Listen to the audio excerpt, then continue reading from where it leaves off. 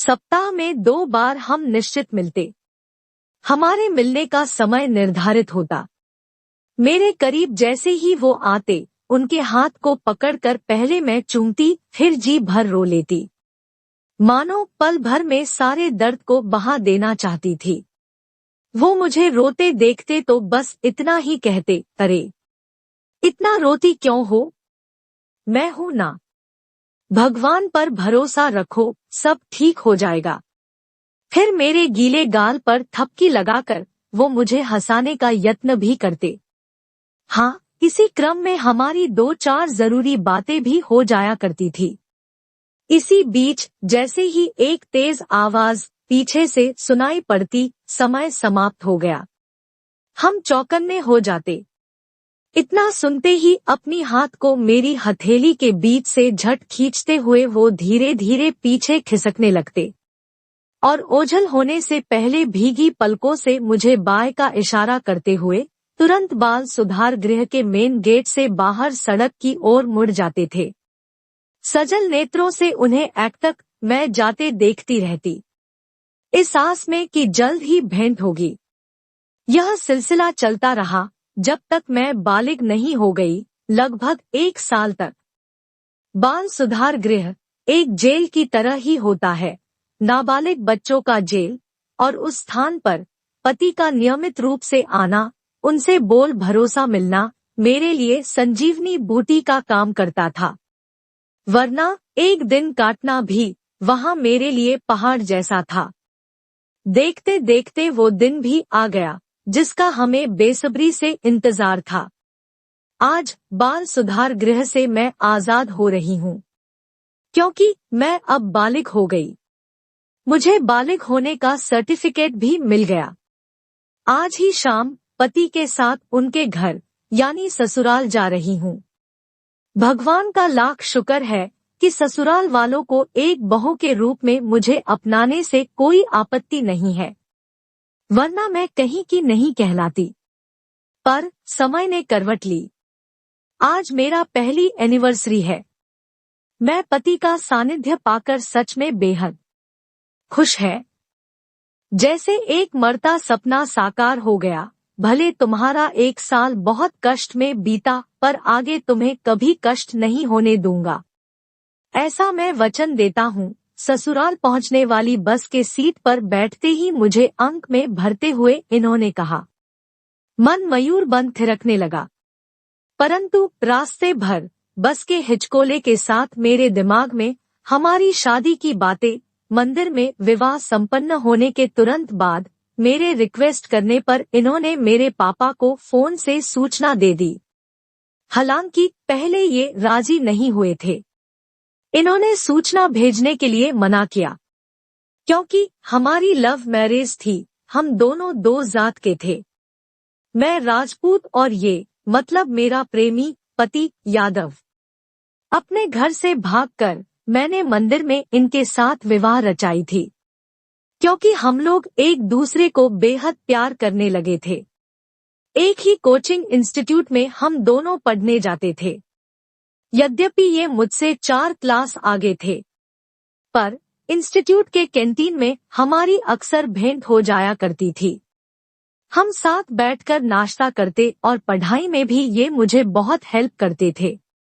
फिर देखते देखते प्यार के सुनहरे पंख पर हम दोनों उड़ान भरने लगे। चूंकि मैं माता पिता की इकलौती बेटी थी, इस तरह अचानक घर से गायब हो जाने पर घर के सभी लोग जरूर चिंतित होंगे, ऐसा विचार मन में आते ही उन्हें खबर पहुंचाना मैंने उचित समझा। वैसे पहले कई बार मेरे मन हुआ था कि अपने प्रेम के बारे में पापा मम्मी को मैं सब बता दूं, पर मेरे माता पिता ऑर्थोडॉक्स विचारधारा के हैं।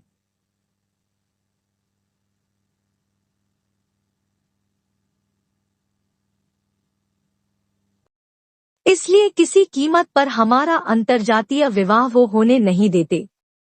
वैसे कभी कभी घर में मेरी शादी की बात होने लगी थी, क्योंकि हमारे परिवार में बेटी को अधिक पढ़ाने की परंपरा नहीं रही। कम उम्र में ही बेटी को शादी कर दी जाती है।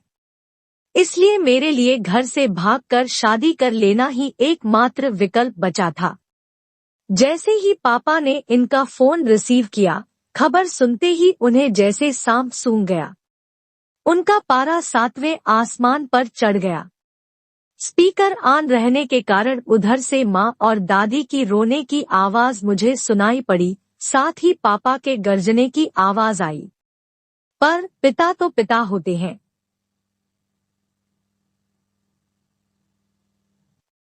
मेरा मतलब कठोरता से निर्णय लेने का सामर्थ्य उनमें भरा होता है। पापा ने झट थाने जाकर इनके विरुद्ध रिपोर्ट दर्ज कराई। मेरे नाबालिग बेटी को बहला फुसलाकर 2 कौड़ी के छोकरे ने उसके साथ शादी कर डाली। फिर जो होना था वही हुआ। कानून को दिल कहाँ होता, उसे सिर्फ अपनी कार्रवाई से मतलब था। आनन फानन में पुलिस ने हमें हिरासत में ले लिया। शादी की रात अर्थात सुहाग रात को हम दोनों ने एक दूसरे से अलग थलग किसी तरह हिरासत में गुजारी। उस रात लॉकअप में मुझसे मिलने मेरे मम्मी पापा नहीं आए। आते भी कैसे? बेटी ने उनसे बगावत जो कर ली। उनकी इज्जत का कुछ ख्याल नहीं रखा। लेकिन मेरी दादी और मेरा छोटा भाई मुझे देखने आए। मैंने देखा, दादी के हाथ में एक टिफिन बॉक्स था। मुझे देखते ही वो फफफ पड़ी, पर मुझे टोका भी नहीं। मुझे टिफिन देने के लिए उसने हाथ आगे जरूर बढ़ाया। मैं लॉकअप में ठगी सी खड़ी, नजरें बचाकर सब देखती रही। तभी एक लेडीज कांस्टेबल ने उनके हाथ से टिफिन बॉक्स ले लिया। उसके बाद मैंने थानेदार को उनसे बातें करते देखा। पता नहीं क्या बातें हुई। हाँ, कुछ घंटों बाद दोनों चले गए। सुबह होते ही पुलिस वैन पर मुझे बिठाकर दूसरे शहर के बाल सुधार गृह में ले जाया गया। क्योंकि मैं नाबालिग थी, बालिग कहलाने में अभी 1 साल देरी था। मेरे पति बालिग थे, इसलिए उन्हें छोड़ दिया गया। परंतु पति ने उसी शहर में रहने का फैसला लिया जिस शहर के बाल सुधार गृह में मुझे रखा गया था। इन्होंने 1 साल तक मेरा भरपूर साथ दिया। हमेशा मुझसे मिलने आते और ढांढस बांधते। मेरे मन को भिगो रही थी। प्रतिकूल परिस्थिति में सच्चे जीवन साथी का सही मतलब मुझे समझ में आ गया।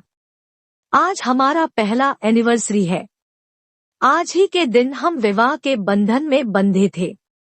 यह सच बात है कि कच्ची उम्र में हमने विवाह करने का फैसला लिया, लेकिन जीवन साथी का चुनाव सही निकला। इसलिए मैं अपने को बहुत भाग्यशाली मानती हूँ और ईश्वर की शुक्रगुजार हूँ। अगर बाल सुधार गृह में पति ने मेरा साथ नहीं दिया होता तो सच में मैं मर जाती। अरे, तब से क्या सोच रही हो? ससुराल नहीं जाना चाहती या जाने सा डर रही हो? पति की आवाज सुनते ही मैं वर्तमान में लौट आई। मैंने उनका हाथ अपने हाथों से पकड़ते हुए कहा, सच में तुम बहुत अच्छे हो। अगर तुम मेरे जीवन में नहीं आते तो मेरा जीवन अधूरा रह जाता।